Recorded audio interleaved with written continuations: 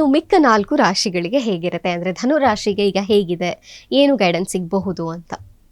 ಖಂಡಿತ. ಅವರ ರಿಲೇಶನ್ಶಿಪ್ ವಿಚಾರವಾಗಿ, ಹಣಕಾಸಿನ ವಿಚಾರವಾಗಿ, ಹಾಗೆ ಆರೋಗ್ಯಕ್ಕೆ ಸಂಬಂಧಪಟ್ಟ ಹಾಗೆ ಧನು ರಾಶಿಯವರಿಗೆ ಹೇಗಿರುತ್ತೆ ಫೆಬ್ರವರಿ ತಿಂಗಳು? ಧನುರಾಶಿಯವರ ವಿಚಾರಕ್ಕೆ ಬಂದಾಗ ಈ ತಿಂಗಳಲ್ಲಿ ಅವರ ರಿಲೇಶನ್ಶಿಪ್ ವಿಚಾರ, ಅವರ ಹಣಕಾಸಿನ ವಿಚಾರ, ಅವರ ಆರೋಗ್ಯದ ವಿಚಾರ.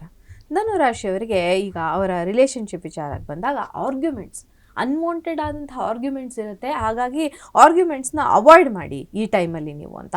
ಹಾರ್ಶ್ ಲ್ಯಾಂಗ್ವೇಜ್ ಅಂದರೆ ನೀವು ಅನ್ವಾಂಟೆಡಾಗಿ ಅವ್ರ ಜೊತೆ ಹಾರ್ಶ್ ಲ್ಯಾಂಗ್ವೇಜ್ನ ಯೂಸ್ ಮಾಡಬೇಡಿ. ಅಂದರೆ ಏನೋ ಬೇಡದೇ ಇರೋಂಥ ಪದಗಳನ್ನು ಯೂಸ್ ಮಾಡ್ಬಿಡೋದು, ಅವ್ರನ್ನ ಬ್ಲೇಮ್ ಮಾಡೋದು, ಅದರಿಂದ ಮುಂದೆ ನಿಮಗೆ ಸಫರಿಂಗ್ಸ್.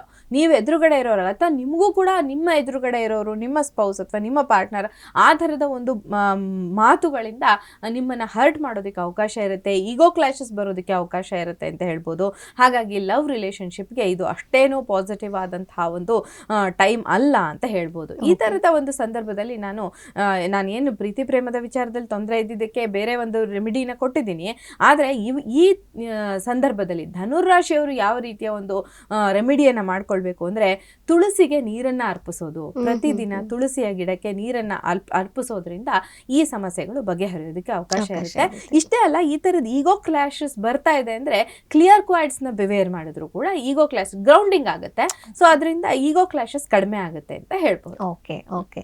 ಇನ್ನು ಅವರ ಹಣಕಾಸು ಅಂತ ಬಂದರೆ ಹೇಗಿರುತ್ತೆ? ಹಣಕಾಸಿನ ವಿಚಾರಕ್ಕೆ ಬಂದಾಗ ಇದು ನೀವು ಸರಿಯಾದ ದಾರಿಲಿ ನಡೀತಿದ್ದೀರಾ, ಸರಿಯಾದ ಡಿಸಿಷನ್ನ ತಗೊಂಡಿದ್ದೀರಾ, ಸರಿಯಾದ ಕೆಲಸವನ್ನು ಮಾಡ್ತಿದ್ದೀರಾ.